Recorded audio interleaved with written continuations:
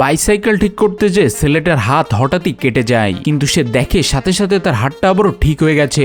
স্কুলে যখন একটা দুষ্টু ছেলে তাকে লাথি মারতে যায়, সেই লাথিটা যেন তার নিজেরই লাগে। এরপর স্কুল থেকে যাওয়ার সময় সে আবার ওই ছেলেটার উপরে হামলা করে। যখন তার নাকে একটা ঘুষি মারে, তার নিজেরই নাকটা ফেটে যায়। একটা কাঠ দিয়ে তাকে বাড়ি মারতেই সব ব্যথার জন্য তার নিজেরই লাগে। সে ওই ছেলেটাকে যত মারে সব আঘাতগুলো তার নিজের লাগতে থাকে, যার কারণে প্রতিশোধ নেওয়ার জন্য একদিন সে একটা গাড়িতে করে তার বন্ধুদের নিয়ে এই ছেলেটা যখন সাইকেল চালিয়ে যাচ্ছিল তার সাথে ইচ্ছে করে অ্যাক্সিডেন্ট করে।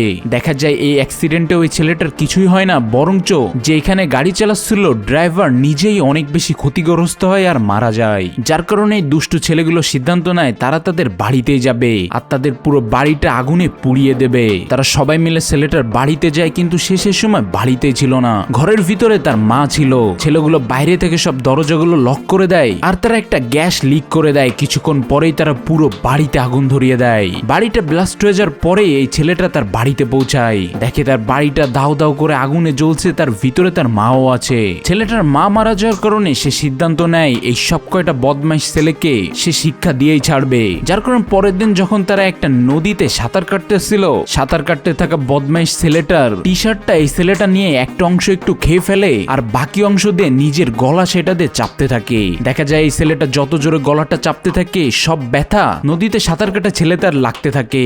এক পর্যায়ে ছেলেটা নদীর পানিতে ডুবে এখানে মারা যায়। পরের দিন সে আরেকটা দুষ্টু ছেলেকে শিক্ষা দেওয়ার জন্য সে তার ক্লাসরুমে চলে যায়। সেখানে গিয়ে তার গার্লফ্রেন্ডের সাথে সে দুষ্টুমি করতে থাকে। এই কারণে বদমাইশ ছেলেটা রেগে গিয়ে একটা কেমিক্যাল যখনই এই ছেলেটার মুখে ছুড়ে দেয়, দেখা যায় এই ছেলের মুখে তো কিছুই হয় না, উল্টো নিজের মুখটা আস্তে আস্তে পুড়ে এখানে সে মারা যায়। এইভাবেই ছেলেটা তার মায়ের মৃত্যুর সব বদলাগুলো নিয়ে নেয়।